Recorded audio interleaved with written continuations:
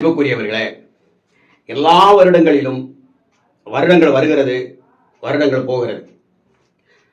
சூரியன் உதயமாகிறது, இருள் கவ்வுகிறது, சந்திரன் வருகிறது, வெள்ளி முளைக்கிறது. இந்த லெந்து காலம் என்கின்ற 40 நாட்கள் வருகிறது, போகிறது. நாமளும் ஆலயத்துக்கு போகிறோம், வருகிறோம். ஆனால் என்னுடைய சத்துருக்கு, எனக்கு சத்ருவான கிரியை செய்து கொண்டிருந்தவனுக்காக அவனை எந்த அளவிற்கு அவனை மன்னித்திருக்கிறேன், அவனை என் சகோதரனாக பார்க்கிறேன். என்னை அவன் சபித்தாலும் அவனை நான் ஆசீர்வதித்திருக்கிறேனா? இயேசு கிறிஸ்துடைய முகத்தில் புளிச்சு என்று துப்பினார்கள். இயேசு கிறிஸ்துவை ஒருவன் காட்டி கொடுக்கிறான், அவனுடைய காலை கழுவுகிறார், அவருடைய தாடி முடியை பிடுங்குகிறார்கள், தலையில முள் கிரீடத்தை அடிக்கிறார்கள். இவ்வளவு காரியத்தை எல்லாம் அவருடைய நாடி தயரெல்லாம் பிச்சு அவரை போட்டு மூஞ்சியிலே விதிலும் அவர் குத்துகிற பொழுது பெரிய ஓலம் ஒன்றும் விடாமல், ஏண்டா பாவியை நீ போட்டு இப்படிலாம் அடிக்கிறிய அப்படின்னு எதுவுமே அவங்க மேல எந்த கோபம் பட்டாரா? ஏதாவது ஒரு கோபப்பட்டாரா? அவரு எந்த கோபத்தையும் படவில்லை. மாறாக அவர்களை மன்னிப்பதாக சொல்கிறார். தன்னை சபித்தவன் 2 கல்வர்களிலும் 2 கல்வருமே சபித்தார்கள். அவர்களில் ஒருவன் இவர் யார் என்று தெரிந்தவுடனே, ஆண்டவரே என்று சொல்கிற பொழுது, இன்றைக்கு என்னோடு நீ பரதேசில் இருப்பா என்று சொல்கிறார். இப்போ கொஞ்ச நேரத்துக்கு முன்னால் நீ எப்படிலாம் பேசின, போடா நீயும் உன்னுடைய மன்னிப்பும் உன்னுடைய வேண்டுதலும் அப்படின்னு சொல்லக்கூடிய நிலையில் நீங்கள் நானும் 40 நாளில் இருக்கிறோமா? உன் சகோதரனுக்கு ஏதாவது ஒரு குறை இருக்குது என்று சொன்னால் அந்த குறையை எப்படியாவது நான் தீர்த்து வைப்பேன். என்னை உலகம் பைத்தியக்காரர் சொல்லலாம், என் மனைவி நீ பைத்தியக்காரி என்று சொல்லலாம், என் பிள்ளைகள் நீ பைத்தியக்காரன் என்று சொல்லலாம், ஊர் உலகம் சொல்லலாம். ஆனாலும் என் சகோதரனுடைய குறையை எப்படியாவது ரகசியமான முறையிலாலும் ஏதாவது ஒரு அடிப்படையில் நான் தீர்த்து வைப்பேன் அப்படிங்கிற ஒரு எண்ணம் நமக்குள் இருக்கிறதா? யோபை பார்த்து சொல்லுகிற பொழுது, இன்னும் உடைய உத்தமத்தில் தான் இருக்கிறீரா? சொத்துக்கள் போனது, பிள்ளைகள் போனார்கள், மரித்து போனார்கள், உம்முடைய உடல் சுகமும் போய்விட்டது.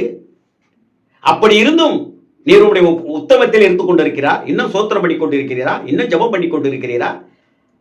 தேவனை தூசித்து ஜீவனை விடும் என்று சொன்னாள். தேவனை தூசித்து ஜீவனை விடும் என்றாள் அவள். ஆனால் அவன் அப்படி அல்ல, கர்த்தரை பணிந்து கொண்டான்.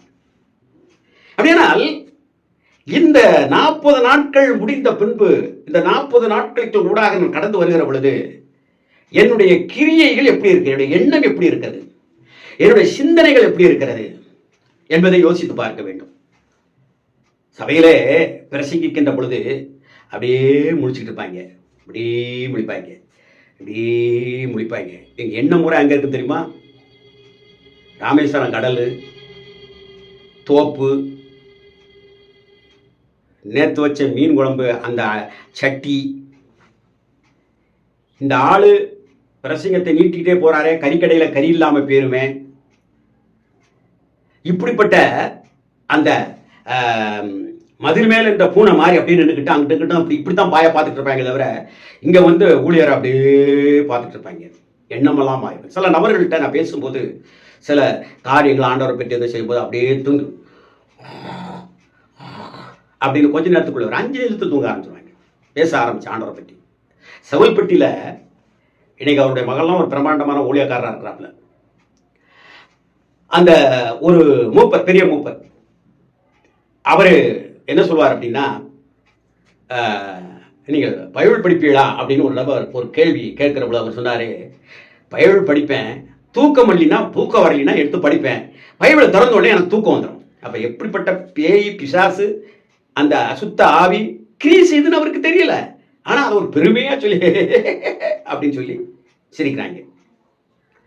நல்லா நீங்கள் யோசித்து பாருங்க, உடைய கிரியை இருக்கிறது எவ்வளவு காலம் தானே, 40 வருஷமா 50 வருஷமா இந்த நாளை கொண்டாடி கொண்டு இருக்கிறாய், அல்லது அதை கடைப்பிடித்து கொண்டு இருக்கிறாய். சுவரில் இந்த சுளவுல முறத்தில் அப்படியே பிடைக்கிற மாதிரி பிடைச்சு பார்த்தா கூட கல்லு தான் உள்ள கிடக்க தவிர ஒரு சில நல்ல தானியம் கூட வெளியே போற மாதிரி இந்த கல் அழுத்தம் உனக்குள் இருந்து கொண்டிருக்கிறது.